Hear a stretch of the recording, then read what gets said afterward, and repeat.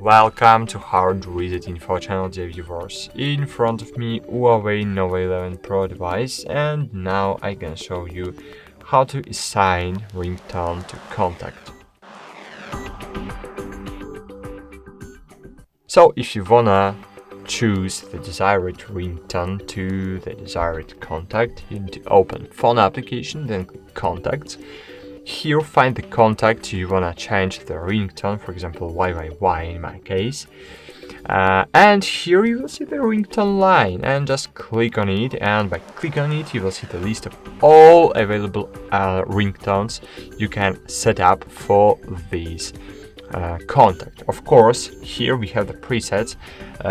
In the presets we have only pre-installed ringtones, but if you wanna use the ringtone or the sound you have downloaded from the internet, I hope you have both these ringtone, you need to click music on device and find this music in your library.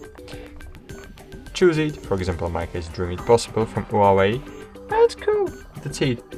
Thanks for watching, like this video, subscribe to our channel, and bye, see you.